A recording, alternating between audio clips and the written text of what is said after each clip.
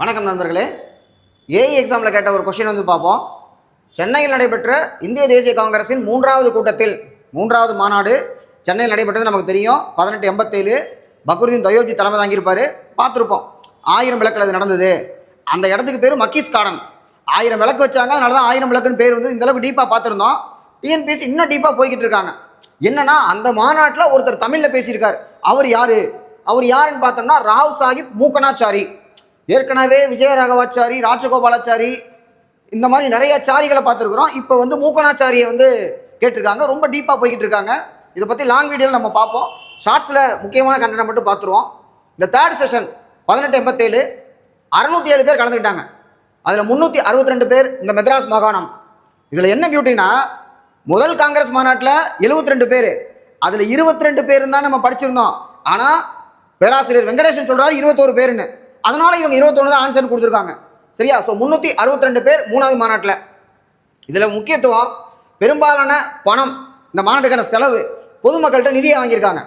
அது மட்டும் இல்லை, மாநாட்டோட வரவேற்பு குழு செக்ரட்டரி, இந்து பத்திரிகை நிர்வாகி, ஹிந்துவோட ஃபவுண்டர் பார்த்தா ஜி சுப்பிரமணிய ஐயர்.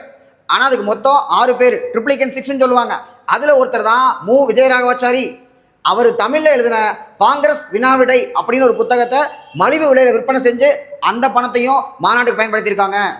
அடுத்து வரவேற்பு குழு தலைவர் யார் அப்படின்னு பார்த்தோம்னா ராஜா சர் டி மாதவராவ்.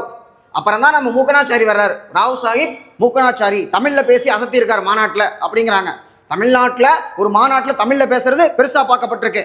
அப்போ சென்னை கவர்னர் இருந்தவர் யார் அப்படின்னு பார்த்தோம்னா கன்னிமாரா பிரபு. அவர் பேரில் தான் கன்னிமாரா லைப்ரரி இருக்குது. அடுத்தது சென்னை ஒரு அரசியல் மையமாக திகழ்ந்தது அப்படின்னு சொல்லியிருக்காங்க.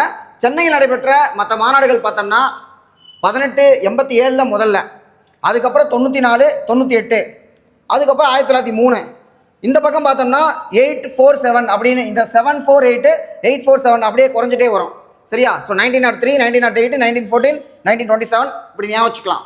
அடுத்து யார் தலைவர்கள் பார்த்தோம்னா, முதல்ல பக்ருதீன் தயோப்ஜி, அடுத்து ஆல்பர்ட் வெப்பு, அவர் ஒரு ஐரோப்பியர். அடுத்து ஆனந்த் மோகன் போஸ், ஏஎம் போஸ், தென் லால் மோகன் கோஷ், அடுத்து ராஸ் பிகாரி கோஷ். கோஷ்னா மிதவாதி. ஏன்னா 1907க்குமே ராஸ் பிகாரி கோஷ் தான். கோஷ்னா முட்டை கோஷ் அப்படின்னு யோசிச்சுக்கலாம். போஸ்னா டெரர். ராஸ் பிகாரி போஸ் ஹார்ட் இன்ச்சு மேலே பாம்பு வீசினவர். அடுத்து 14வது பார்த்தோம்னா பூபேந்திரநாத் போஸ். அடுத்து 1927 எம்ஏ அன்சாரி. தேங்க்யூ.